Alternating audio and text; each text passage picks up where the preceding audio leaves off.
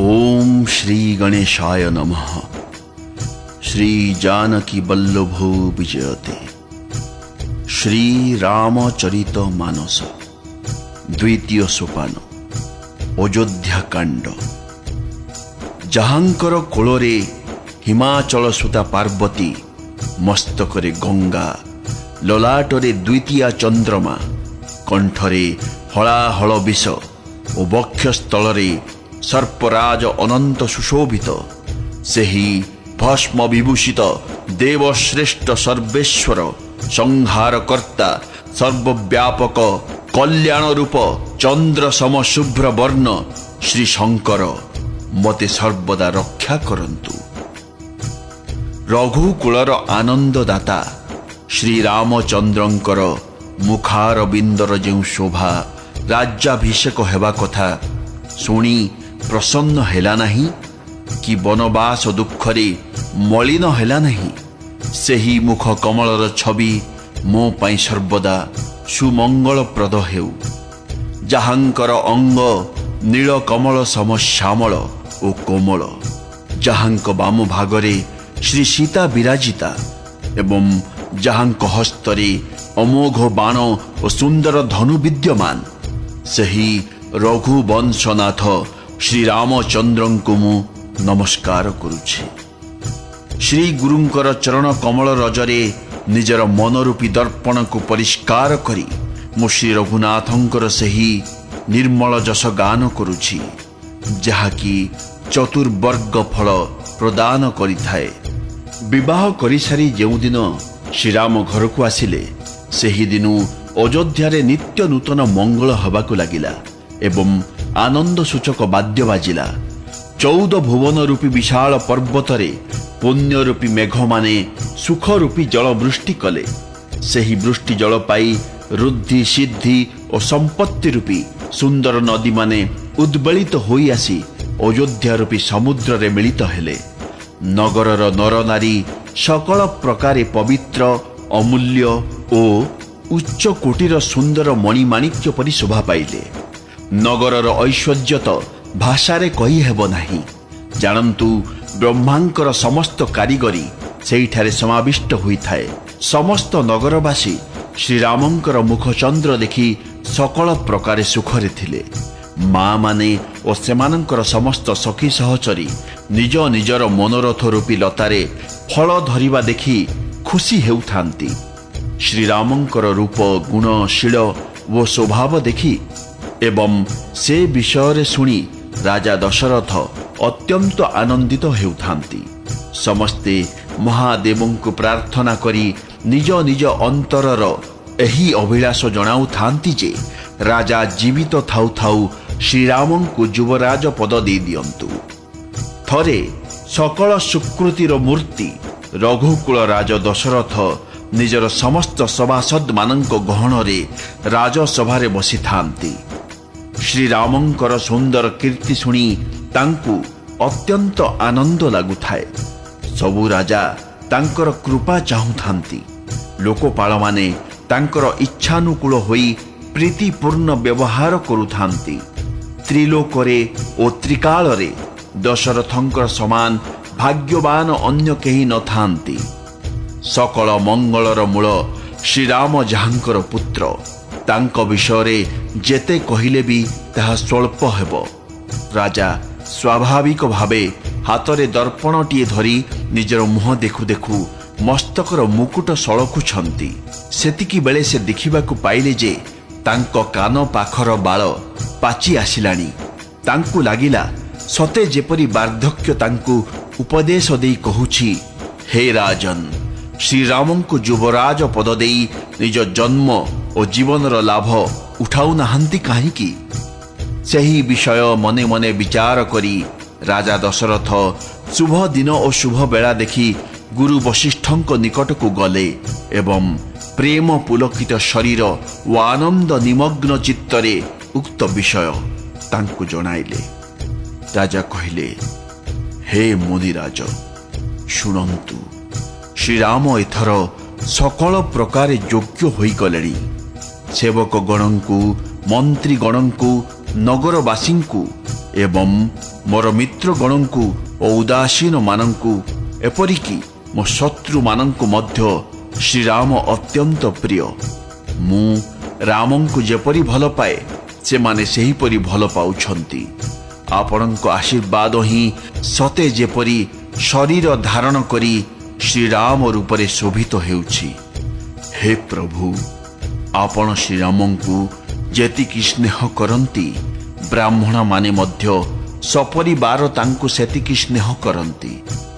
ଯେଉଁମାନେ ଗୁରୁଙ୍କ ପଦଧୂଳି ଶିରରେ ଧାରଣ କରିଛନ୍ତି ସେମାନେ ଜାଣନ୍ତୁ ସମସ୍ତ ଐଶ୍ୱର୍ଯ୍ୟକୁ ବଶ କରିନିଅନ୍ତି। ଏହି କଥାଟି ମୁଁ ଯେତିକି ଅନୁଭବ କରିଛି ଅନ୍ୟ କେହି ସେତିକି ଅନୁଭବ କରିନଥିବେ। ଆପଣଙ୍କ ପବିତ୍ର ଚରଣରଜ ପୂଜା କରି ମୁଁ ସବୁକିଛି ପାଇଯାଇଛି। ବର୍ତ୍ତମାନ ମୋ ମନରେ କେବଳ ଗୋଟିଏ ଅଭିଳାଷ ରହିଛି। ସେହି ଅଭିଳାଷଟି ମଧ୍ୟ ଆପଣଙ୍କ ଅନୁଗ୍ରହ ହେଲେ ପୂର୍ଣ୍ଣ ହୋଇଯିବ। ରାଜାଙ୍କ ସ୍ୱାଭାବିକ ପ୍ରେମ ଦେଖି ମୁନି ପ୍ରସନ୍ନ ହୋଇଗଲେ। କହିଲେ, ହେ ରାଜା, ଆଜ୍ଞା ଦିଅନ୍ତୁ।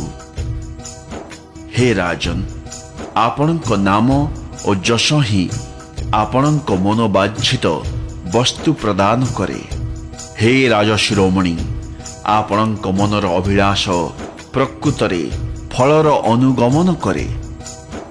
ଗୁରୁ ସବୁ ପ୍ରକାରେ ପ୍ରସନ୍ନ ଅଛନ୍ତି ଜାଣି ରାଜା ମନେ ମନେ ଆନନ୍ଦିତ ହେଲେ ଓ କୋମଳ ଭାବରେ କହିଲେ, ହେ ନାଥ, ଶ୍ରୀରାମଙ୍କୁ ଯୁବରାଜ କରିଦିଅନ୍ତୁ। ଆପଣ କୃପା କରି ଆଜ୍ଞା ଦେଲେ ସବୁ ଆୟୋଜନ ଆରମ୍ଭ ହୋଇଯିବ। ମୁଁ ଥାଉ ଥାଉ ଏହି ଆନନ୍ଦ ଉତ୍ସବ ହୋଇଯାଉ। ଏହା ଫଳରେ ସମସ୍ତେ ନିଜ ନିଜର ନୟନ ସାର୍ଥକ କରିପାରିବେ। ପ୍ରଭୁ, ଆପଣଙ୍କ ପ୍ରସାଦରୁ ଭଗବାନ ଶିବ ମୋର ସବୁକିଛି ପୂର୍ଣ୍ଣ କରିଦେଇଛନ୍ତି। ମୋ ମନରେ କେବଳ ଏହି ଗୋଟିଏ ଅଭିଳାଷ ରହିଯାଇଛି। ଏତିକି ପୂର୍ଣ୍ଣ ହୋଇଗଲେ ମୋର ଆଉ କୌଣସି ଚିନ୍ତା ରହିବ ନାହିଁ। ଶରୀର ରହୁ କି ଯାଉ, ପରେ ମୋତେ ଆଉ ପଶ୍ଚାତାପ କରିବାକୁ ପଡ଼ିବ ନାହିଁ। ଦଶରଥଙ୍କର ଏହି ମଙ୍ଗଳ ଓ ଆନନ୍ଦଦାୟକ ବଚନ ଶୁଣି ମୁନି ଅତିଶୟ ଆନନ୍ଦ ହୋଇଗଲେ।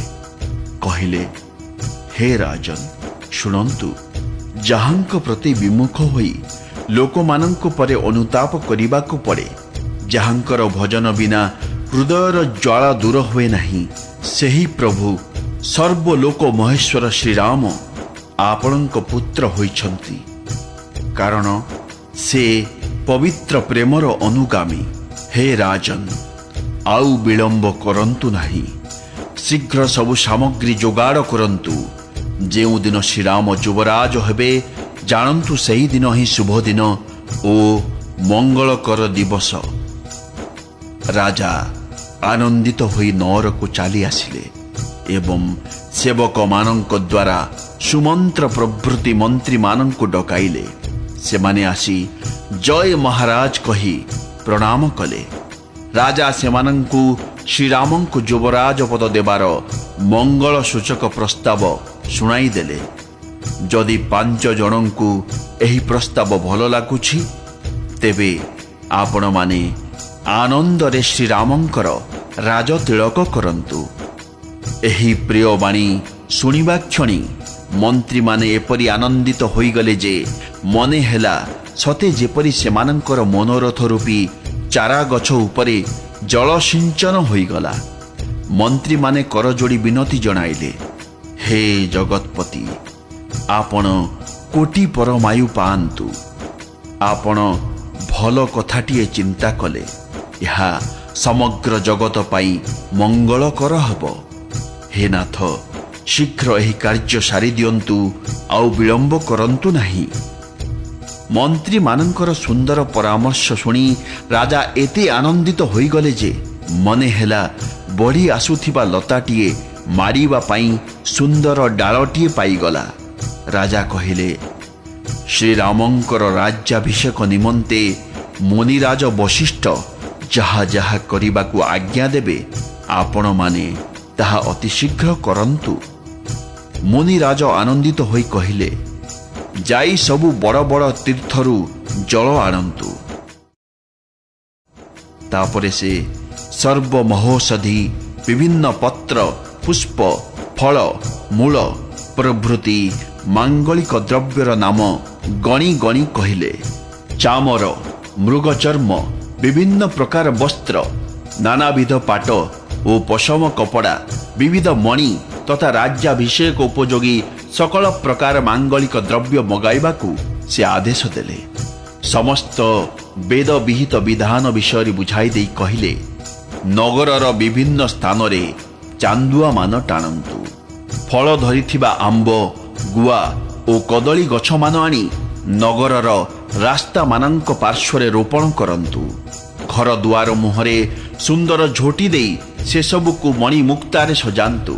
दुकान बजार सबु सुंदर भावे सजाइबाको निर्देश दियंतु। श्री गणेश गुरु और कुलदेवता मानंकु पूजा करिवार व्यवस्था करंतु। ब्राह्मण मानंकर सकल प्रकार सेवा करंतु। ध्वजा पताका और तोरण देई एवं कलश बसाई चारिआडे सजांतु। हाथी घोड़ा रथ प्रभृति को मध्य सुंदर भावे सजांतु। मुनिवर वशिष्ठंकर वचन शिरोधार्य करी लोके जे जहा कार्य लागी गले। मुनिवर जहाकु जेउ कार्य करिबाकु आज्ञा देले से सही कार्य एते शीघ्र शेष करिदेले जे मने हेला से ताहा आगुरु ही करि सारिथिला। ब्राह्मण साधु सन्थ और देवतांक पूजा करिबारे एवं श्री रामंक निमंते समस्त प्रकार मंगल कार्य करिबारे राजा तत्पर रहिले। श्री रामंकर राज्याभिषेकर सुसंवाद पाइबा मात्रे अयोध्या सारा महासमारोहरे अभिनंदन वाद्य बाजिबाकु लागिला। श्रीराम एवं सीतांकर श्री अंगरे मध्य शुभ लक्षण मान देखागला। सेमानंकर सुंदर शुभ अंग स्फुरित हैला। पुलकित होई से दुहे परस्पर को कहिले, एसबु शुभ लक्षण मने होछि भरत अति शीघ्र फेरी आसिबो। से बहुत दिन हैला मामू घर को गलानी, ताकू देखिबाकू मन आतुर हेउछि। शुभ लक्षण विश्वास हेउछि भरत सहित मिलनर अवसर आसीगला। भरत परि प्रिय आउ किए अछि? शुभ लक्षण जना पड़ुछि भरत सहित मिलन हेब। कईछर मन जेपरी ता अंडा पाखरे लागी रही थाए, श्रीरामंक मन सेहीपरि भाई भरतंक पाखरे ही दिन राति लागी रहिला। वर्धिष्णु चंद्र को देखी समुद्र रे उठुथिबा लहरी शोभा पाइबा परी एही परम मंगलकर संवाद सुनी समग्र रानी हंसपुर हर्षित होई उठिला। जेउ माने रानी हंसपुर रे सर्वप्रथमे एही समाचार सुनाइले से माने बहु आभूषण और वस्त्र पुरस्कार पाइले। रानी मानंकर शरीर प्रेम रे पुलकित होई उठिला एवं मन अनुराग रे मग्न होई गला। से माने समस्ते मंगल कलश सजाइबाकु लागिले। सुमित्रा विभिन्न मणि रे सजाई बहु प्रकार सुंदर और मनोहर झोटी पकाइले। श्रीरामंकर माता कौशल्या आनंद रे मग्न होई ब्राह्मण मानंकु डकाई बहुविध दान देले।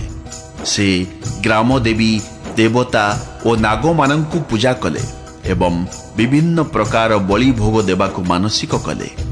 समस्तंकु प्रार्थना कले जे जेउ प्रकारे श्रीरामंकर मंगल हेब दयाकरी समाने सही बर दियंतु। कोकिल भाषणी चंद्र बदनी और शिशु मृग नयनी नारी माने मंगल गीत गान कले। श्रीरामंकर राज्याभिषेक हेबा कथा सुनी सबु नर नारी आनंदित होई उठिले एवं विधातांकु अनुकूल जानी समस्ते मांगलिक कर्मर साजसज्जारे लागिगले।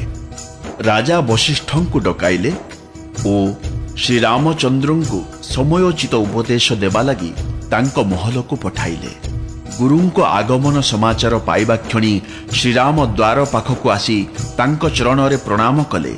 तांकु आदर पूर्वक अर्घ्य देई घर भीतर को डाकी नेले एवं षोडशोपचार रे पूजा करी सम्मान देले। पुनश्च श्रीराम और सीता उभये तांको चरण स्पर्श कले। तापरे दुई कर कमल जोड़ी श्रीराम कहिले, जदिबा सेवकर घर को स्वामी को आगमन मंगलर विषय एवं अमंगल नाशक, तथापि हे नाथ एही दास को ପ୍ରେମ ପୂର୍ବକ ଆପଣଙ୍କ ପାଖକୁ ଡକାଇ ନେବା ହିଁ ଉଚିତ ହୋଇଥାନ୍ତା। ଏହା ହିଁ ତ ନୀତି। କିନ୍ତୁ ପ୍ରଭୁ ଆପଣ ନିଜର ପ୍ରଭୁପଣ ତ୍ୟାଗ କରି ଯେଉଁ ସ୍ନେହ ପ୍ରକାଶ କଲେ, ତା ଫଳରେ ଆଜି ଏହି ଗୃହ ପବିତ୍ର ହୋଇଗଲା। ହେ ଗୋସାଇଁ, ଆପଣଙ୍କର ଯାହା ଆଜ୍ଞା ହେବ ମୁଁ ତାହା ପାଳନ କରିବି। ସ୍ୱାମୀଙ୍କ ସେବାରେ ହିଁ ସେବକର ଲାଭ ହୁଏ। ଏପରି ପ୍ରେମମୟ ବଚନ ଶୁଣି ମୁନି ବଶିଷ୍ଠ ଶ୍ରୀ ରଘୁନାଥଙ୍କର ପ୍ରଶଂସା କରି କହିଲେ, ହେ ରାମ, ଆପଣ ଭଲା ଏପରି କାହିଁକି ନ କହିବେ? ଆପଣ ତ ସୂର୍ଯ୍ୟବଂଶର ଭୂଷଣ। ଶ୍ରୀରାମଙ୍କର ଗୁଣଶୀଳ ଓ ସ୍ୱଭାବ ବର୍ଣ୍ଣନା କରିବା ପରେ ମୁନିରାଜ ପ୍ରେମରେ ପୁଲକିତ ହୋଇ କହିଲେ, ହେ ରାମ, ରାଜା ଦଶରଥ ଆପଣଙ୍କର ରାଜ୍ୟାଭିଷେକ ପାଇଁ ପ୍ରସ୍ତୁତ ହେଉଛନ୍ତି। ସେ ଆପଣଙ୍କୁ ଯୁବରାଜ ପଦ ଦେବାକୁ ଚାହୁଁଛନ୍ତି। ହେ ରାମ, ତେଣୁ ଆଜି ଆପଣ ସକଳ ସଂଯମ ପାଳନ କରନ୍ତୁ, ଯଦ୍ୱାରା କି ବିଧାତା କୁଶଳ ପୂର୍ବକ ଏହି କାର୍ଯ୍ୟ ନିର୍ବାହ କରିବେ। ଏହି ଉପଦେଶ ଦେଇ ଗୁରୁଦେବ ରାଜା ଦଶରଥଙ୍କ ପାଖକୁ ଚାଲିଗଲେ। କିନ୍ତୁ ଏହା ଶୁଣି ଶ୍ରୀରାମ ଆଶ୍ଚର୍ଯ୍ୟ ହୋଇ ଭାବିଲେ, ଆମେ ସବୁ ଭାଇ ଏକ ସମୟରେ ଜନ୍ମ ହୋଇଛୁ। ଖିଆ ପିଆ, ଶୁଆ ବସା, ପିଲାଦିନର ଖେଳକୁଦ, ଆମର କର୍ଣ୍ଣବେଦ, ଯଜ୍ଞୋପବୀତ ଏବଂ ବିବାହ ଆଦି ଉତ୍ସବ ସବୁ ଏକ ସମୟରେ ହେଲା।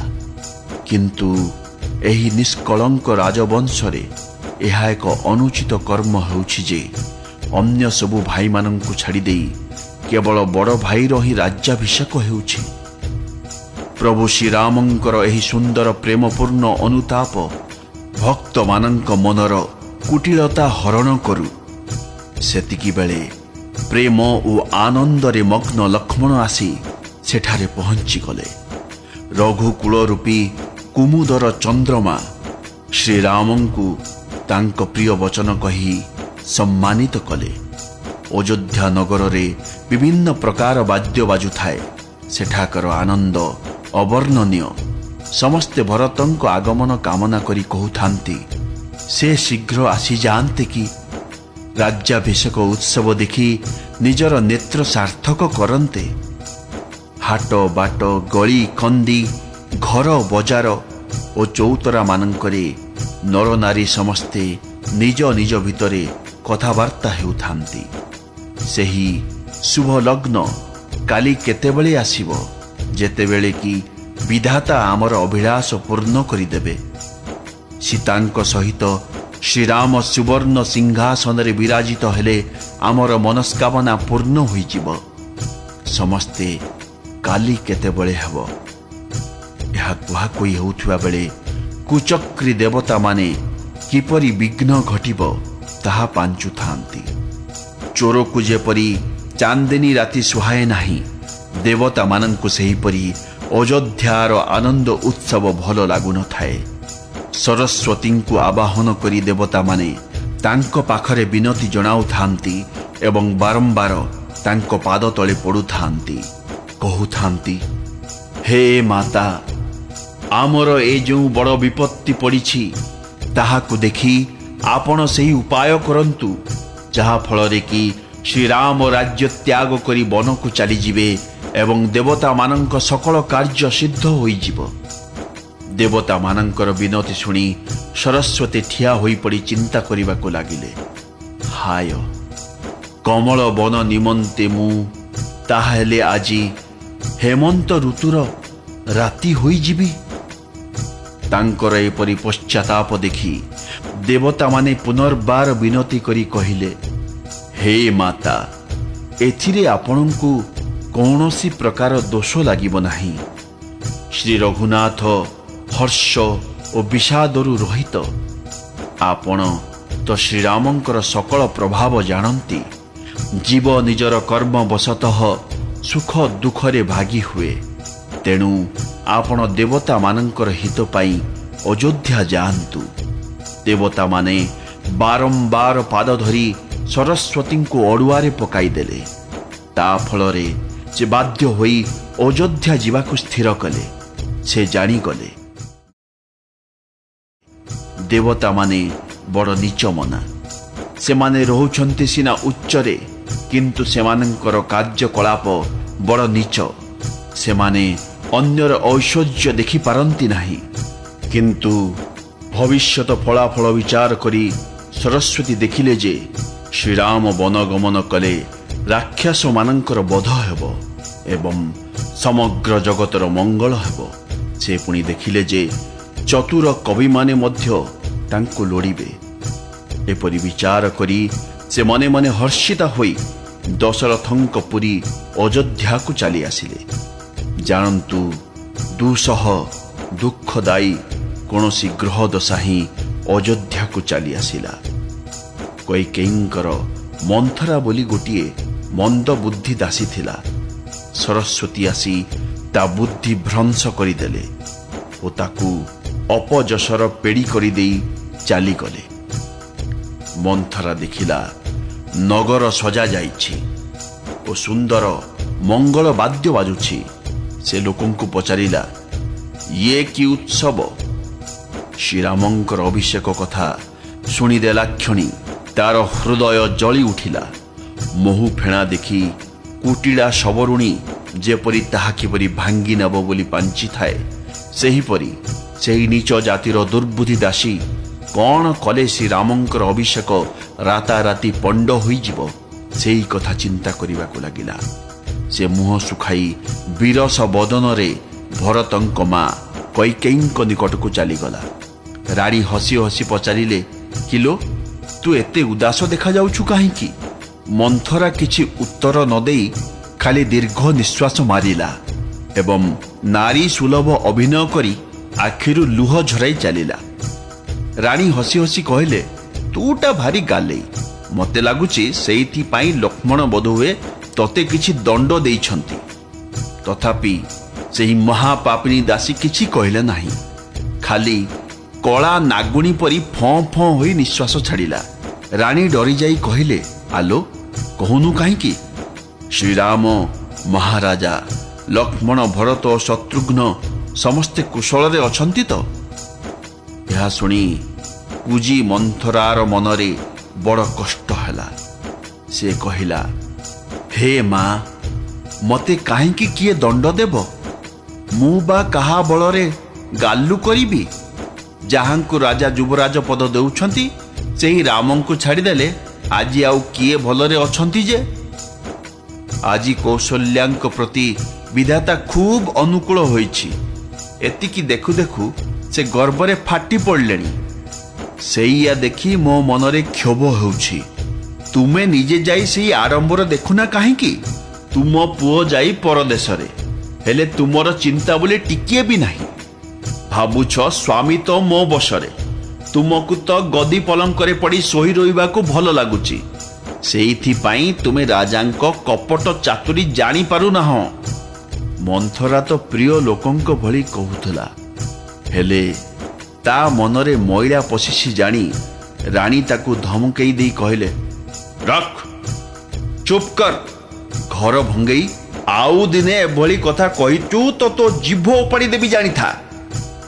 କଣା, ଛୋଟା, କୁଜା ଏମାନଙ୍କୁ କୁଟିଳ ଓ କୁଚକ୍ରୀ ବୋଲି ଜାଣିବା କଥା। ସେଥିରେ ପୁଣି ମାଇପି ଜାତି, ତା ଭିତରେ ପୁଣି ଦାସୀ, ଏମାନେ ଅତି ଭୟଙ୍କର। ଏତିକି କହି ଭରତ ଜନନୀ କୈକେୟୀ ଟିକିଏ ମୁରୁକି ହସିଦେଲେ। ସେ ପୁଣି କହିଲେ, ଆଲୋ ଭଲେଇ କହି, ତୋତେ ଶିକ୍ଷା ଦେବା ପାଇଁ ହିଁ ମୁଁ ଏତକ କହିଲି। ତୋ ଉପରେ ମୋର ସ୍ୱପ୍ନରେ ବି ରାଗ ନାହିଁ। ସୁନ୍ଦର ମଙ୍ଗଳମୟ ଶୁଭଦିନ ସେହିଦିନ ହେବ ଯେଉଁଦିନ ତୋ କଥା ସତ ହେବ, ଅର୍ଥାତ୍ ଶ୍ରୀରାମଙ୍କର ରାଜତିଳକ ହେବ। ବଡ଼ ଭାଇ ରାଜା ହୁଏ ଓ ସାନ ଭାଇମାନେ ତାର ସେବକ ହୁଅନ୍ତି। ଏହା ହିଁ ଆମ ସୂର୍ଯ୍ୟ ବଂଶର ରୀତି। ଯଦି ସତରେ କାଲି ହିଁ ରାମଙ୍କର ଅଭିଷେକ ହେବ, ତେବେ ସଖୀ, ତତେ ଯାହା ଭଲ ଲାଗୁଛି ମାଗ, ମୁଁ ନିଶ୍ଚୟ ଦେବି। ରାମଙ୍କର ସ୍ୱଭାବ ଏପରି ଯେ ସେ ସବୁ ମାଙ୍କୁ କୌଶଲ୍ୟା ପରି ପ୍ରିୟ ମଣନ୍ତି। ମୋତେ ତ ସେ ବେଶୀ ଶ୍ରଦ୍ଧା କରନ୍ତି। ମୁଁ ତାଙ୍କର ପ୍ରେମ ପରୀକ୍ଷା କରି ଦେଖିଛି। ଯଦି ବିଧାତା କୃପା କରି ଆଉ ଥରେ ଆମକୁ ମନୁଷ୍ୟ ଜନ୍ମ ଦେବ, ତେବେ ପୁଣି ଥରେ ରାମଙ୍କ ପରି ପୁଅ ଓ ସୀତାଙ୍କ ପରି ବୋହୂ ଦିଅନ୍ତୁ। ଶ୍ରୀରାମ ତ ମୋର ପ୍ରାଣ ଠାରୁ ବି ଅଧିକ ପ୍ରିୟ। ତାଙ୍କର ଅଭିଷେକ ହେଉଛି ଶୁଣି ତୋ ମନରେ କାହିଁକି ରାଗ ହେଉଛି? ତତେ ମୋ ଭରତ ରାଣ, ତୁ ଛନ୍ଦ କପଟ ଛାଡ଼ି ସତ କଥାଟା କ'ଣ କହ। ଏପରି ଖୁସି ବାସି ବେଳରେ ତୋ ମନରେ ଦୁଃଖ ହେବାର କାରଣ କ'ଣ କହିଲୁ? ମନ୍ଥରା କହିଲା, ମୋର ସବୁ ଆଶା ତ ଏକାଥରକେ ପୂରିଗଲା। ଯଦି ଆଉ କିଛି କହିବି ତେବେ ତ ଗୋଟିଏ ନୂଆ ଜିଭ ଲଗାଇବା ଦରକାର। ମୋ କପାଳ ତ ଫଟା, ସେଥିପାଇଁ ସିନା ମୁଁ ଭଲ କହିଲେ ତୁମକୁ ଭେଲ ଲାଗୁଛି। ଆଗୋ ମା, ଯେ କଥାକୁ ବନେଇ ଚୁନେଇ ମିଛ ସତ କରି କହିବ ତା କଥା ହିଁ ତୁମକୁ ଭଲ ଲାଗିବ। ମୋ କଥା ତୁମକୁ ପିତା ଲାଗୁଛି। ଏଥର ମୁଁ ବି ଖୁସାମଦିଆ କଥା କହିବି, ନାହିଁ ତ ଦିନ ରାତି ମୁହଁ ମାରି ଚୁପ୍ ରହିବି। ବିଧାତା ତ ମୋତେ କୁରୂପ କରି ପରାଧୀନ କରିଦେଇଛି। ଯେମିତି ରୋଇଛି ସେମିତି ଦାଉଛି, ଯେମିତି ଦେଇଛି ସେମିତି ପାଉଛି। ଯିଏ ରଜା ହେଉଛି ହଉ, ମୋର ସେଥିରେ ହାନି କ'ଣ? ମୁଁ କ'ଣ ଆଉ ଚାକରାଣୀରୁ ମହାରାଣୀ ହେଇଯିବି କି? ମୋ ସ୍ୱଭାବଟା ପରା ପୋଡ଼ା। କାରଣ ତୁମ ଅହିତ ମୋ ଆଖିରେ ଯାଉନି, ସେଇଥିପାଇଁ ଦି ପଦ କହିଦେଇଥିଲି। ହେ ଦେବୀ, ମୋର ବଡ଼ ଭୁଲ ହେଇଯାଇଛି, ମୋତେ କ୍ଷମା କରିବ। କୈକେୟୀଙ୍କ ବୁଦ୍ଧି ଥିଲା ଅତି ଅବ୍ୟବସ୍ଥିତ। ତା ଛଡ଼ା ସେ ଦେବମାୟାର ବଶ ହୋଇଯାଇଥିଲେ। ତେଣୁ ଏଭଳି ରହସ୍ୟମୟ କପଟ ଭରା ପ୍ରିୟ କଥା ଶୁଣି ସେ ଘର ଭଙ୍ଗେଇ ମନ୍ଥରାକୁ ନିଜର ଅତ୍ୟନ୍ତ ହିତକାରିଣୀ ବୋଲି ଭାବିନେଲେ ଏବଂ ତା କଥାକୁ ସତ ବୋଲି ବିଶ୍ୱାସ କଲେ। ଶବରୁଣୀର ଗୀତ ଶୁଣି ହରିଣୀ ମୋହିତ ହୋଇଯିବା ପରି ମନ୍ଥରା କଥାରେ ରାଣୀ ମୋହିତ ହୋଇଗଲେ। ସେ ତାକୁ ବଡ଼ ଆଦରରେ ବାରମ୍ବାର ସେହି ବିଷୟ ପଚାରିଲେ। ଅଦୃଷ୍ଟ ଯେପରି ବୁଦ୍ଧି ମଧ୍ୟ ସେହିପରି ବଦଳିଗଲା। ନିଜ ଚକ୍ରାନ୍ତ ସଫଳ ହେଲା ଜାଣି ମନ୍ଥରା ଖୁସି ହୋଇଗଲା। ମନ୍ଥରା କହିଲା, ତୁମେ ସିନା ପଚାରୁଛ, ହେଲେ ମୋତେ କହିବାକୁ ଡର ମାଡ଼ୁଛି। କାରଣ ତୁମେ ପ୍ରଥମରୁ ହିଁ ମୋତେ ଘର ଭଙ୍ଗେଇ ବୋଲି ନାଁ ଦେଇ ସାରିଲଣି। ଏପରି ବହୁ ପ୍ରକାରେ ବନେଇ ଚୁନେଇ ବିଶ୍ୱାସ ଜନ୍ମାଇ ଶେଷରେ ଅଯୋଧ୍ୟା ପାଇଁ 7.5 ବର୍ଷିଆ ଶନି ଦଶା ସାଜିଥିବା ମନ୍ଥରା କହିଲା, ହେ ରାଣୀମା, ତୁମେ ଯେଉଁ କହିଲ ଯେ ସୀତାରାମ ତୁମର ପ୍ରିୟ ଏବଂ ତୁମେ ରାମଙ୍କର ପ୍ରିୟ, ସେ କଥା ସତ। କିନ୍ତୁ ସେସବୁ ଗଲା ଦିନର କଥା। ଏବେ ଦିନ ବଦଳି ଗଲାଣି। ସମୟ ବଦଳିଗଲେ ମିତ୍ର ବି ଶତ୍ରୁ ହୋଇଯାଏ। ସୂର୍ଯ୍ୟ ପଦ୍ମବନକୁ ପାଳନ କରେ ସତ, କିନ୍ତୁ ପାଣି ଛାଡ଼ିଗଲେ ସେହି ସୂର୍ଯ୍ୟ ତ ପୁଣି ସେହି ପଦ୍ମବନକୁ ଜାଳି ପୋଡ଼ି ଦିଏ। ତୁମ ସଉତୁଣୀ କୌଶଲ୍ୟା ତୁମର ମୂଳ ଉପାଡ଼ି ଦେବାକୁ ଚାହାନ୍ତି।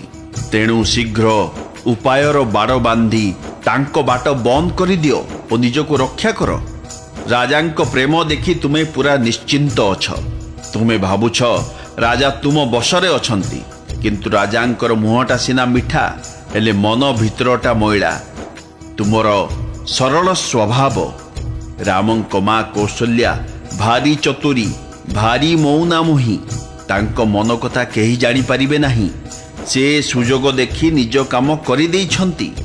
ରାଜା ଭରତକୁ ମାମୁଁ ଘରକୁ ଯେଉଁ ପଠାଇଦେଲେ, ତାହା ରାମ ମା କୌଶଲ୍ୟାଙ୍କ କୂଟ କପଟ ବୋଲି ଜାଣ। କୌଶଲ୍ୟା ଭାବୁଛନ୍ତି ଅନ୍ୟ ସବୁ ସଉତୁଣୀ ତ ମୋର ଭଲ ସେବା କରନ୍ତି, ଖାଲି ଭରତ ମାଟା ପତିଙ୍କ ବଳରେ ଗର୍ବ କରୁଛି। ସେଇଥିପାଇଁ ହେ ମା, ତୁମେ କୌଶଲ୍ୟାଙ୍କର ଚକ୍ଷୁଶୂଳ ହୋଇଛ। କିନ୍ତୁ ସେ ତ କପଟ କରିବାରେ ଚତୁରୀ, ତେଣୁ ତାଙ୍କ ମନ କଥା ଜାଣି ହୁଏନି। ରାଜା ତୁମକୁ ଅଧିକ ପ୍ରେମ କରୁଥିବା ଦେଖି ତୁମ ସଉତୁଣୀ କୌଶଲ୍ୟା ସହିପାରନ୍ତି ନାହିଁ। ତେଣୁ ସେ ଚକ୍ରାନ୍ତ କରି ରାଜାଙ୍କୁ ନିଜର ବଶ କରିନେଲେ ଏବଂ ଭରତ ନଥିବା ବେଳେ ରାମଙ୍କର ରାଜତିଳକ ନିମନ୍ତେ ଲଗ୍ନ ସ୍ଥିର କରାଇ ନେଲେ। ରାମଙ୍କ ଅଭିଷେକ ହେବ। ଏହା ତ ରଘୁକୁଳର ରୀତି ଏବଂ ଏହା ସମସ୍ତେ ପସନ୍ଦ କରିବେ। ଏକଥା ମୋତେ ବି ବଡ଼ ଭଲ ଲାଗୁଛି, କିନ୍ତୁ ଭବିଷ୍ୟତ କଥା ବିଚାର କଲେ ମୋତେ ଭାରି ଡର ଲାଗୁଛି। ଦୈବ ଓଲଟି ପଡ଼ି ଏହାର ଫଳଟା ସେହି କୌଶଲ୍ୟାଙ୍କୁ ହେଲେ ଦେଇଦିଅନ୍ତା କି? ମନ୍ଥରା ଏପରି ଛନ୍ଦି ଫାନ୍ଦି ନାନା କୁଟିଳ କଥା କହି କୈକେୟୀଙ୍କ ବୁଦ୍ଧିକୁ ବିପରୀତ କରିଦେଲା। ତାଙ୍କ ମନରେ ଶତ୍ରୁତା ବଢ଼ାଇବା ଉଦ୍ଦେଶ୍ୟରେ ସଉତୁଣୀମାନଙ୍କ ନାମରେ ଶହ ଶହ ମନଗଢ଼ା କଥା ଗପିଲା। ଦୈବ ବଶ ହୋଇଯାଇଥିବା କୈକେୟୀ ମନ୍ଥରା କଥାକୁ ବିଶ୍ୱାସ କରିଗଲେ। ତେଣୁ ସେ ରାଣ ପକାଇ ତାକୁ ବାରମ୍ବାର ପଚାରିଲେ। ମନ୍ଥରା କହିଲା, ପଚାରୁଛ କ'ଣ ମ? ନିଜର ଭଲ କ'ଣ ମନ୍ଦ କ'ଣ, ଶତ୍ରୁ କିଏ ମିତ୍ର କିଏ ପଶୁ ସୁଦ୍ଧା ଜାଣିପାରୁଛି, ଅଥଚ ତୁମେ ଏତେ ଶୁଣିବି ବୁଝିପାରୁନା? ଅଭିଷେକ ପାଇଁ ଆୟୋଜନ ହେବାର ଆଜିକି 15 ଦିନ ପୂରିଗଲାଣି, କିନ୍ତୁ ତୁମେ ଖବର ପାଉଛ ଏବେ, ପୁଣି ମୋ ଠାରୁ। ଆଗୋ ମୁଁ ତୁମର ଅନ୍ନ ଖାଇ ପିଇ ବଢ଼ିଛି, ତେଣୁ ସତ କହିଦେଲେ ମୋର ଦୋଷ ହୋଇଯିବନି। ମୁଁ ଯଦି ଲଗେଇ ଜୁଟେଇ ମିଛ କହୁଥିବି, ତେବେ ବିଧାତା ମୋତେ ଦଣ୍ଡ ଦେବ। ଯଦି କାଲି ରାମଙ୍କ ରାଜତିଳକ ହୋଇଗଲା, ତେବେ ଜାଣି ରଖ, ତୁମ ପାଇଁ ବିଧାତା ବିପତ୍ତିର ବୀଜ ବୁଣିଦେଲା। ମୁଁ ଗାର ଟାଣି ଜୋର ଦେଇ କହୁଛି, ତୁମେ ଏଥର ଦୁଧର ମାଛି ହୋଇଯିବ। ତେଣିକି ତୁମେ ଯଦି ପୁଅଙ୍କୁ ସଙ୍ଗରେ ଧରି କୌଶଲ୍ୟାଙ୍କ ପାଖରେ ଚାକିରି କରିବ, ତେବେ ହୁଏତ ଘରେ ରହିପାରିବ, ଅନ୍ୟ ଉପାୟ ନାହିଁ। କଦ୍ରୁ ଯେପରି ବିନତାଙ୍କୁ ଦୁଃଖ ଦେଇଥିଲେ, କୌଶଲ୍ୟା ସେହିପରି ତୁମକୁ ଦୁଃଖ ଦେବେ। ଭରତ ବନ୍ଦୀଶାଳାରେ ଖଟିବେ ଏବଂ ଲକ୍ଷ୍ମଣ ରାମଙ୍କର ନାୟବ ହେବେ। ମନ୍ଥରାର କଠୋର ବାଣୀ ଶୁଣିଦେଲା କ୍ଷଣି କୈକେୟୀ ଭୟରେ ଝାଉଁଳି ପଡ଼ିଲେ। ତାଙ୍କ ତୁଣ୍ଡରୁ କଥା ବାହାରିଲା ନାହିଁ, ଦେହରୁ ଝାଳ ବହି ଆସିଲା। ସେ ଗୋଟାପଣେ କଦଳୀ ପତ୍ର ପରି ଥରିଲେ। ଏହା ଦେଖି କୁଜି ମନ୍ଥରା ଜିଭ କାମୁଡ଼ି ପକାଇଲା। ତେଣୁ ସେ ନାନା ପ୍ରକାର କପଟପୂର୍ଣ୍ଣ ଗପ କହି ରାଣୀଙ୍କୁ ଧୈର୍ଯ୍ୟ ଧରିବା ପାଇଁ ବହୁ ବୁଝାଇଲା। କୈକେୟୀଙ୍କ ବୁଦ୍ଧି ପୂରାପୂରି ଓଲଟିଗଲା। ତାଙ୍କୁ ଷଡ଼ଯନ୍ତ୍ର ଭଲ ଲାଗିଲା। ସେ ବଗୁଲିକୁ ହଂସୀ ମନେ କରି ମନେ ମନେ ମନ୍ଥରାକୁ ପ୍ରଶଂସା କଲେ। କୈକେୟୀ କହିଲେ, ସତେଲୋ ମନ୍ଥରା, ତୁ ଠିକ୍ କହୁଛୁ। ମୋ ଡାହାଣ ଆଖିଟା ପରା ଖାଲି ଡେଉଁଛି। ସବୁଦିନ ରାତିରେ ମୁଁ ଅଶୁଭ ସ୍ୱପ୍ନ ଦେଖୁଛି। ମୁଁ ତତେ ଏସବୁ କେବେ କହିନି। କ'ଣ କରିବି ସଖୀ, ମୋର ତ ସରଳ ସ୍ୱଭାବ। ମୁଁ ଛନ୍ଦ କପଟ କିଛି ଜାଣିନି। ମୁଁ ତ କେବେ କାହାର କିଛି କ୍ଷତି କରିନାହିଁ। ତଥାପି ମୁଁ ଜାଣିପାରୁନି କେଉଁ ପାପରୁ ଦୈବ ମୋତେ ଏକା ବେଳେକେ ଏତେ ବଡ଼ ଦାରୁଣ ଦୁଃଖ ଦେଇଦେଲା। ମୁଁ ବରଂ ମୋ ବାପ ଘରକୁ ପଳାଇ ଯାଇ ସେଠାରେ ଦିନ କାଟିବି, କିନ୍ତୁ ସଉତୁଣୀର ଚାକରାଣୀ ହେବି ନାହିଁ। ଦୈବ ଯାହାକୁ ଶତ୍ରୁ ଅଧୀନ କରି ବଞ୍ଚାଇ ରଖେ, ତା ପାଇଁ ତ ବଞ୍ଚି ରହିବା ଠାରୁ ମରିଯିବାଟା ବରଂ ଭଲ। ରାଣୀ ଏହିପରି ବହୁ ପ୍ରକାର ଦୁଃଖର କଥା କହିଲେ। ସେସବୁ ଶୁଣି କୁଜି ଏଥର ନିଜର ମାୟା ବିସ୍ତାର କଲା। କହିଲା, ତୁମେ ମନ ଉଣା କରି ଏଭଳି କାହିଁକି କହୁଛ? ଦେଖିବ, ତୁମ ସୁଖ ସୌଭାଗ୍ୟ ଦିନୁ ଦିନ ଦ୍ୱିଗୁଣା ହୋଇ ବଢ଼ିବ। ଯେ ତୁମର ଅମଙ୍ଗଳ ଚାହୁଁଛି, ତାର ହିଁ ଶେଷରେ ଅମଙ୍ଗଳ ହେବ। ହେ ରାଣୀମା, ମୁଁ ଯେଉଁଦିନୁ ଏ ଖରାପ କଥା ଶୁଣିଲିଣି, ସେଇଦିନୁ ମୋତେ ଦିନରେ ଭୋକ ଲାଗୁନି କି ରାତିରେ ନିଦ ଲାଗୁନି। ମୁଁ ଯାଇ ଜ୍ୟୋତିଷମାନଙ୍କୁ ପଚାରିଛି। ସେମାନେ ଗାର କାଟି କହିଛନ୍ତି ଯେ ଭରତ ରାଜା ହେବେ। ସତ କହୁଛି ରାଣୀମା, ତୁମେ ଯଦି କରିବ, ତେବେ ମୁଁ ଉପାୟ ବତେଇ ଦେବି। ରାଜା ତୁମ ସେବାର ବଶ ହୋଇ ରହିଛନ୍ତି। କୈକେୟୀ କହିଲେ, ତୁ କହିଲେ ମୁଁ କୂଅକୁ ବି ଡେଇଁ ପଡ଼ିବି, ପୁଅ ପତିଙ୍କୁ ବି ଛାଡ଼ି ଦେଇପାରିବି। ମୋର ଏଇ ଘୋର ଦୁଃଖ ଦେଖି ତୁ ମୋ ପାଇଁ କହୁଛୁ। ମୁଁ ଭଲା ମୋ ହିତ ଲାଗି ତାହା ନ କରିବି କାହିଁକି? କୈକେୟୀଙ୍କୁ ସକଳ ପ୍ରକାରେ ନିଜର ବଶ କରିଦେଇ କୁଜି ତା କପଟ ରୂପୀ ଛୁରୀକୁ ନିଜର କଠୋର ହୃଦୟ ରୂପୀ ପଥରରେ ଘଷି ଶାଣ କରିଦେଲା। ବଳି ପଡ଼ିବାକୁ ଯାଉଥିବା ପଶୁ ଯେପରି ସବୁଜ ଘାସ ଦେଖି ଚରିବାକୁ ଲାଗେ, ରାଣୀ କୈକେୟୀ ସେହିପରି ନିଜର ନିକଟ ଭବିଷ୍ୟତର ଦୁଃଖକୁ ଦେଖିପାରିଲେ ନାହିଁ। ମନ୍ଥରାର କଥା ଶୁଣିବାକୁ ତ କୋମଳ ମଧୁର ଲାଗୁଥିଲା, କିନ୍ତୁ ତାର ପରିଣାମ ଥିଲା କଠୋର। ଜାଣନ୍ତୁ, ସେ ମହୁରେ ମହୁରା ମିଶାଇ ତାଙ୍କୁ ପିଆଉଥିଲା। ସେ କହିଲା, ହେ ରାଣୀମା, ଥରେ ତୁମେ ମୋତେ ଗୋଟିଏ କଥା କହିଥିଲ, ମନେ ପଡ଼ୁଛିଟି? ରାଜାଙ୍କ ପାଖରେ ତୁମର 2ଟି ବରଦାନ ଗଚ୍ଛିତ ହୋଇ ରହିଛି।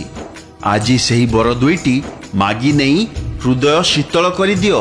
ନିଜ ପୁଅକୁ ରାଜ୍ୟ ଦେଇ ରାମଙ୍କୁ ବନବାସ ଦେଇଦିଅ ଏବଂ ସବୁ ସୌତୁଣୀଙ୍କର ସକଳ ସୁଖ ତୁମେ ଏକୁଟିଆ ଭୋଗ କର।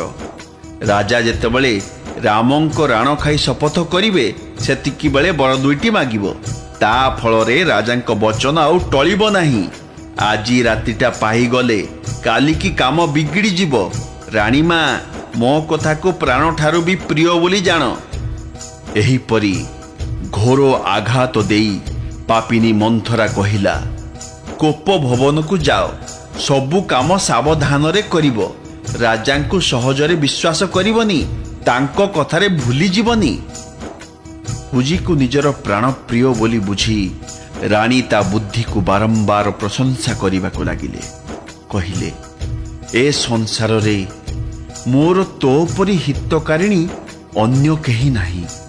ମୋ ପରି ଭାସି ଯାଉଥିବା ଲୋକର ତୁ ହିଁ ସାହା ହେଇଛୁ।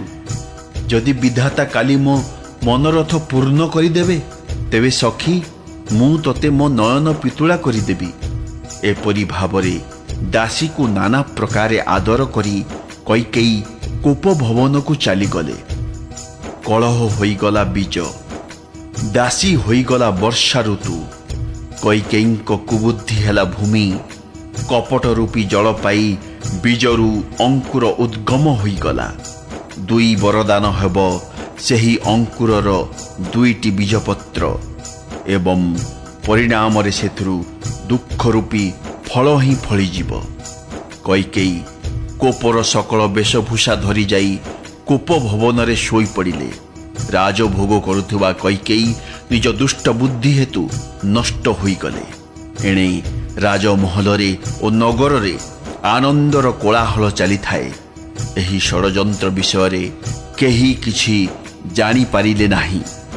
ଅତ୍ୟନ୍ତ ଆନନ୍ଦିତ ହୋଇ ନଗରର ଦରନାରୀ ଶୁଭଙ୍କର ମଙ୍ଗଳ ଉତ୍ସବର ଆୟୋଜନ କରୁଥାନ୍ତି।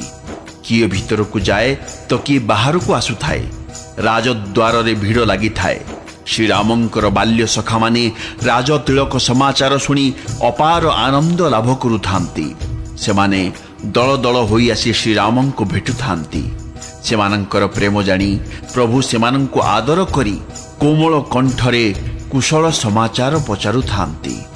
ପ୍ରିୟ ସଖା ଶ୍ରୀରାମଙ୍କ ଆଜ୍ଞା ପାଇ ସେମାନେ ପରସ୍ପର ମଧ୍ୟରେ ପ୍ରଭୁଙ୍କ ମହିମା କୁହାକୁହି ହୋଇ ଫେରୁଥାନ୍ତି ଏବଂ କହୁଥାନ୍ତି, ସଂସାରରେ ଶ୍ରୀ ରଘୁନାଥଙ୍କ ପରି ଉଦାର ଚରିତ ଓ ସ୍ନେହଶୀଳ ଆଉ କିଏ ଅଛି?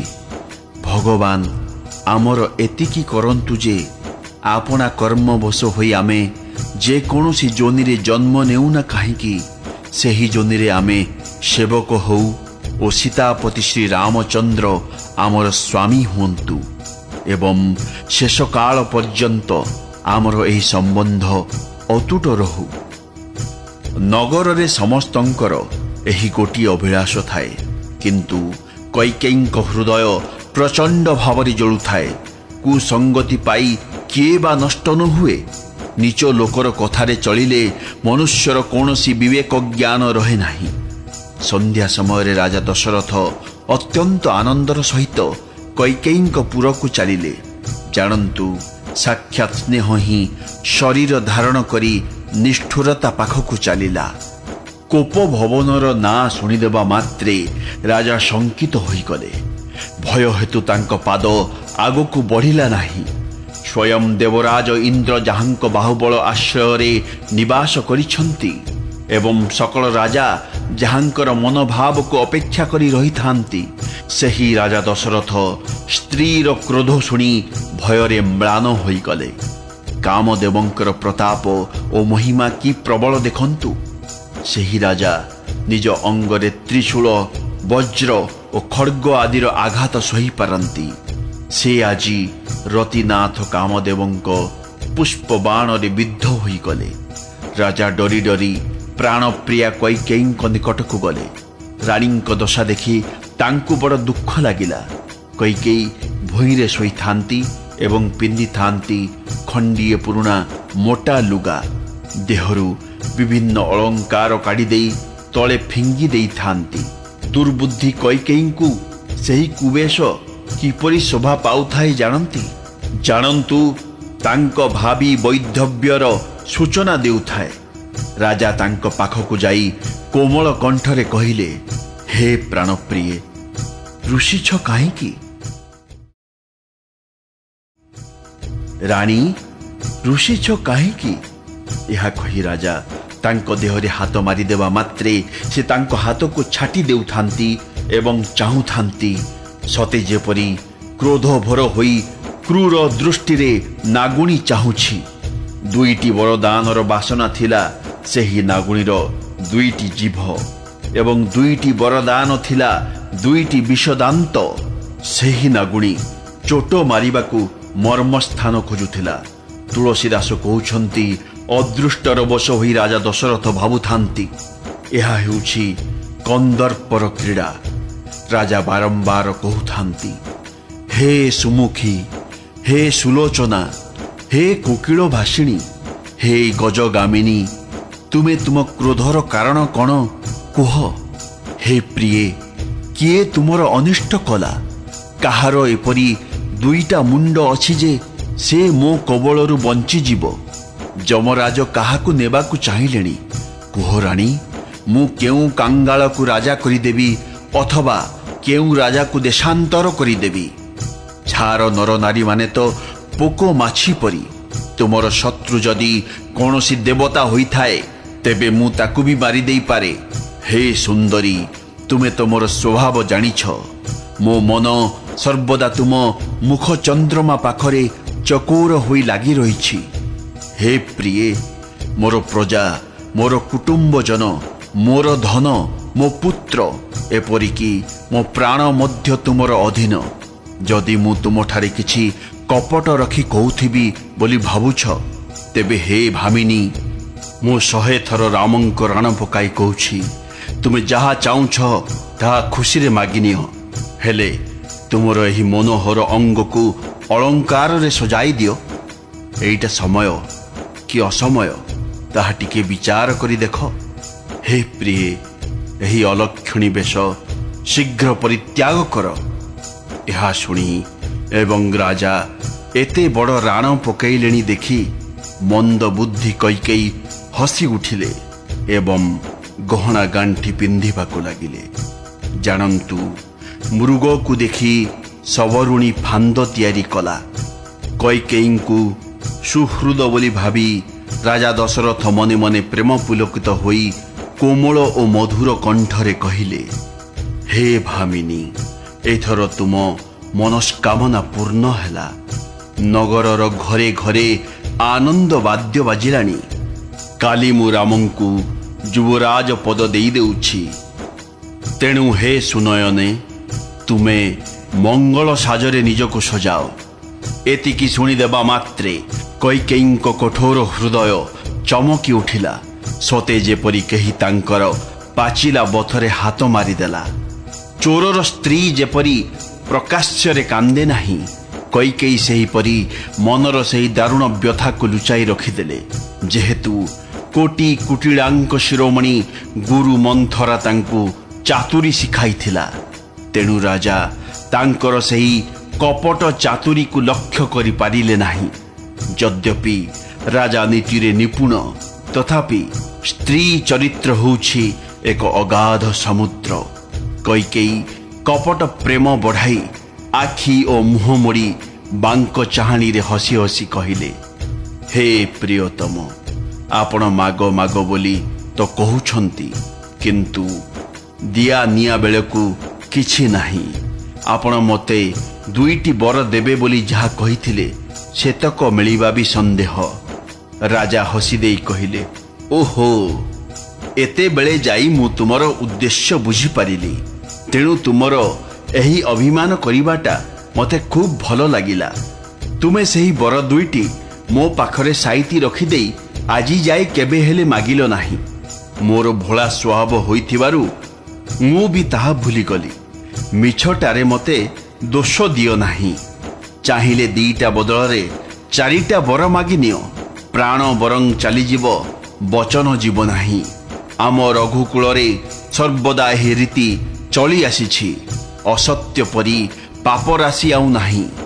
କୋଟି କୋଟି କାଇଁଚ ମିଶିଗଲେ ସୁଦ୍ଧା କ'ଣ କେବେ ପର୍ବତ ସମାନ ହୋଇପାରିବେ? ସତ୍ୟ ହିଁ ସକଳ ପୁଣ୍ୟର ମୂଳ।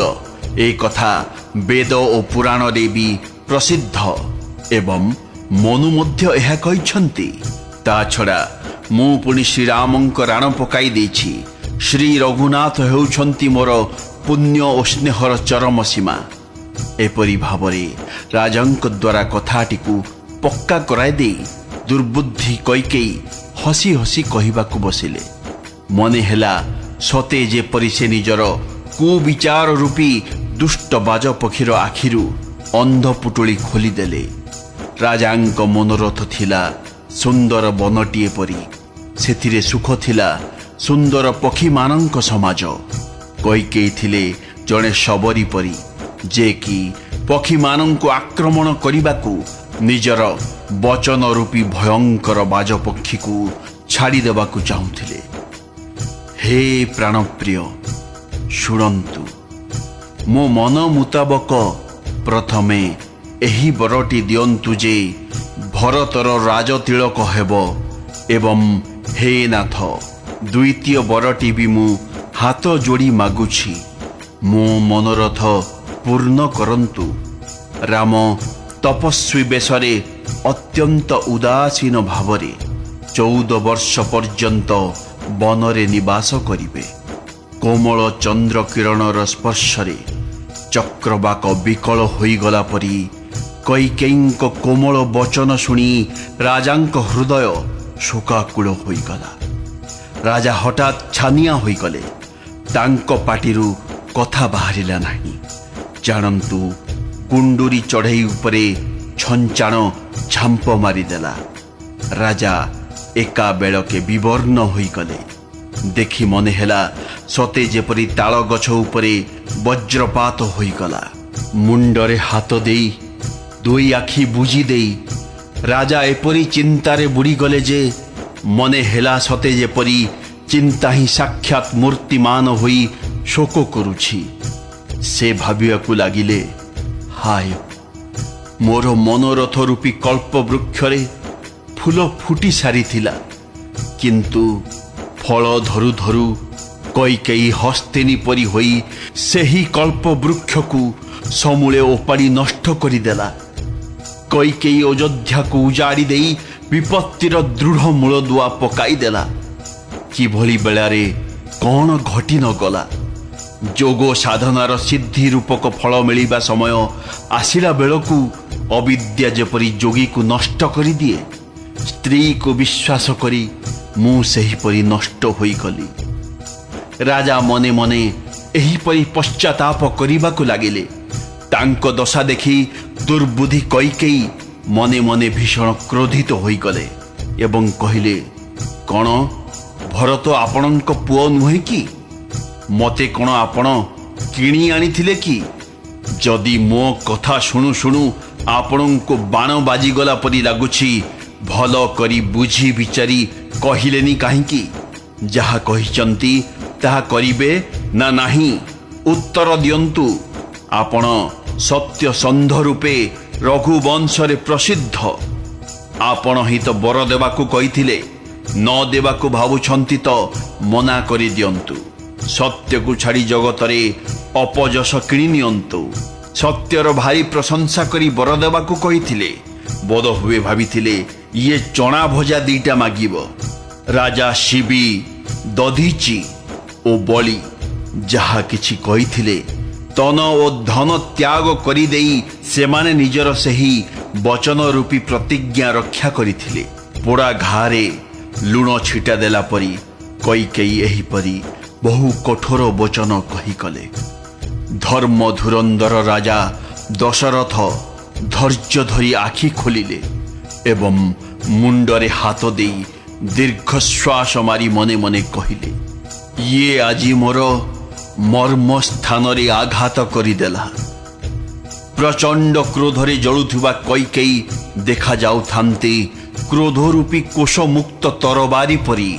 कुबुद्धि थिला सेही तरबारीर मुठी, निष्ठुरता थिला तार धार एवं कुजी मंथरा रूपी शाण पथर रे शाण देई सेही धार को तीक्ष्ण करा जाइथिला। राजा देखिले सेही तरबारी बड़ भयानक ओ कठोर देखा देउछि। से भाबिले सते कण एही तरबारी मोर प्राण नहीं जीव। राजा बड़ कष्टरे छाती को पथर करी धैर्य धरिले।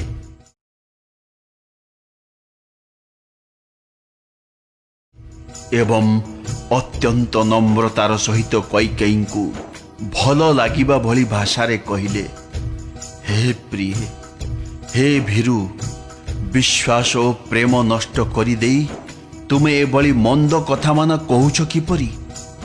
ମୁଁ ଭଗବାନ ଶଙ୍କରଙ୍କୁ ସାକ୍ଷୀ ରଖି ସତ କହୁଛି, ଭରତ ଓ ରାମ ହେଉଛନ୍ତି ମୋର ଦୁଇଟି ଆଖି।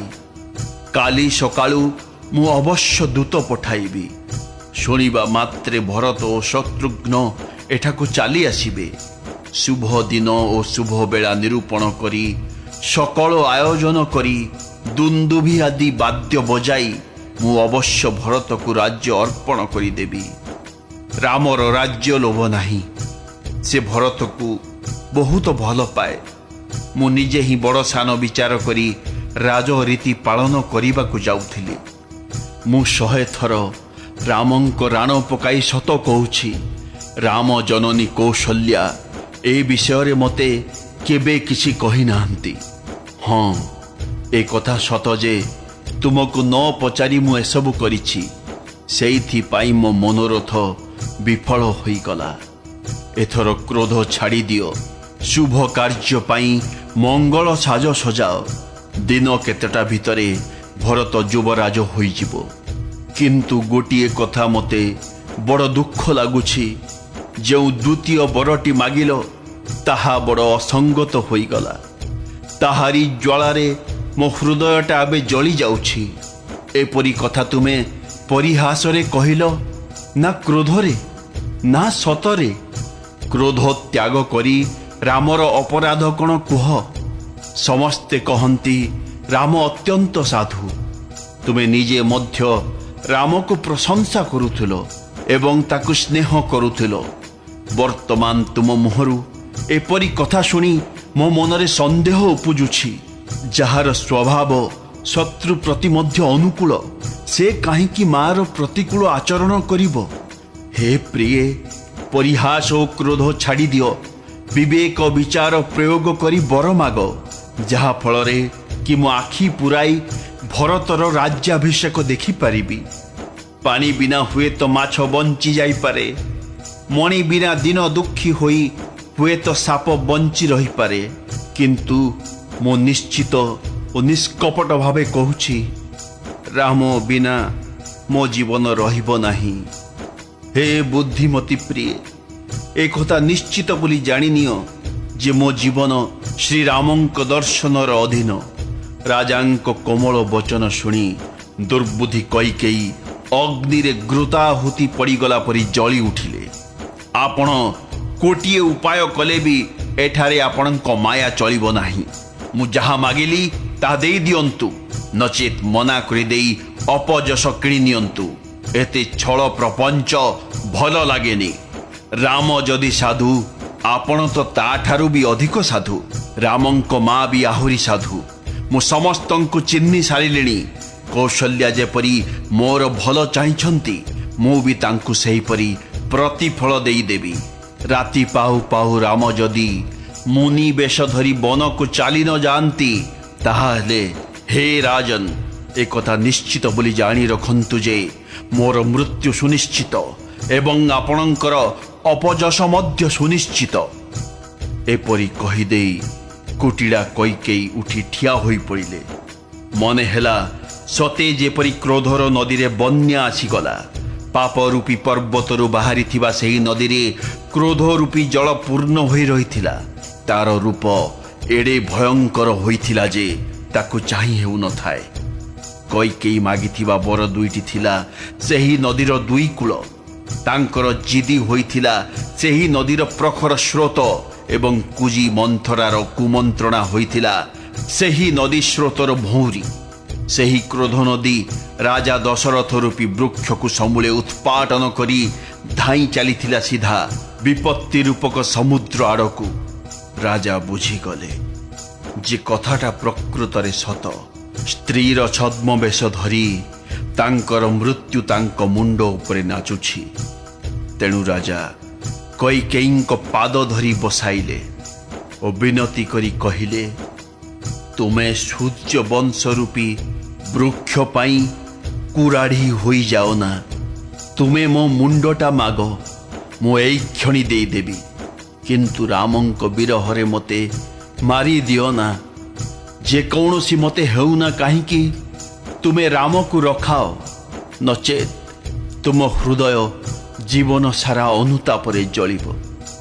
ରାଜା ଦେଖିଲେ ରୋଗଟା ଅସାଧ୍ୟ, ତେଣୁ ଅତ୍ୟନ୍ତ ଶୋକାର୍ତ୍ତ ହୋଇ ସେ ହା ରାମ, ହା ରାମ, ହା ରଘୁନାଥ କହି କହି ମୁଣ୍ଡ ପିଟି ପିଟି ତଳେ ପଡ଼ିଗଲେ। ରାଜା ଶୋକାକୁଳ ହୋଇଗଲେ। ତାଙ୍କର ସମଗ୍ର ଶରୀର ଶିଥିଳ ହୋଇଗଲା। ତାଙ୍କୁ ଦେଖି ମନେ ହେଲା ସତେ ଯେପରି ହସ୍ତିନୀ କଳ୍ପ ବୃକ୍ଷକୁ ଓପାଡ଼ି ଫୋପାଡ଼ି ଦେଇଛି। ତାଙ୍କ କଣ୍ଠ ଶୁଖି ଯାଉଥାଏ, ସେ ମୁଖରୁ କଥା ବାହାରୁ ନଥାଏ। ଲାଗୁଥାଏ ସତେ ଯେପରି ପାଣି ବିନା ଭାକୁର ମାଛ ଛଟପଟ ହେଉଛି।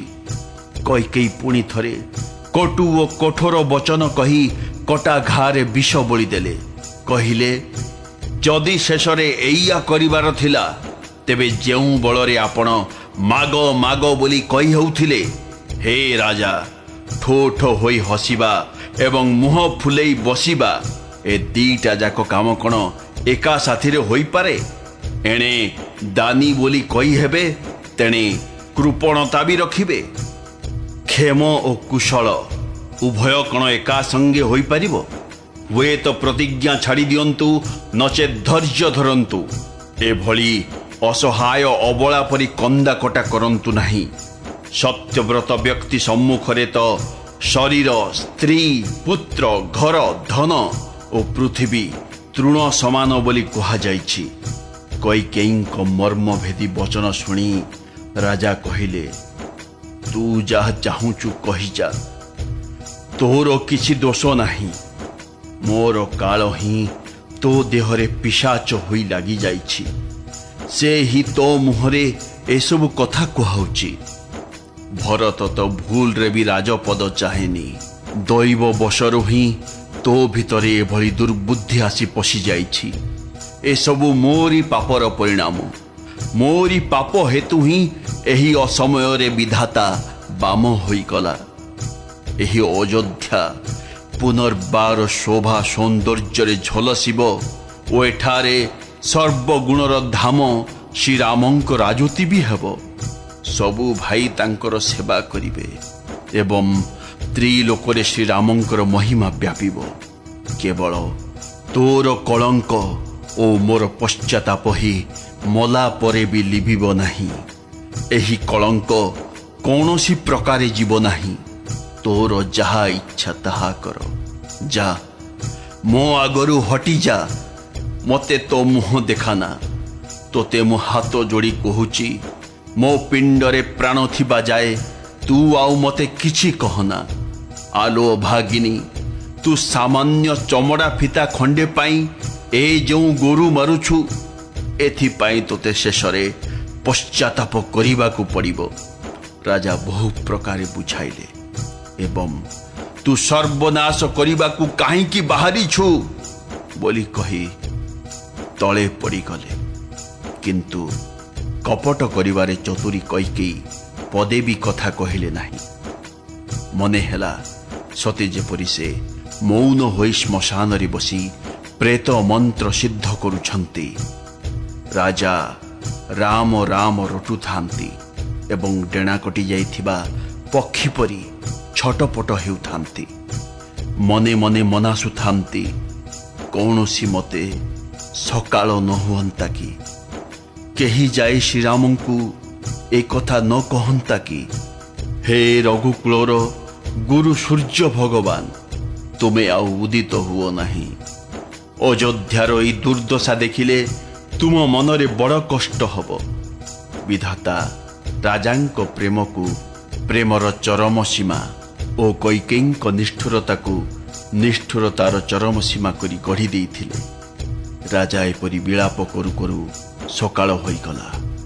ରାଜଦ୍ୱାରରେ ବୀଣା, ବଂଶୀ ଓ ଶଙ୍ଖଧ୍ୱନି ହେବାକୁ ଲାଗିଲା।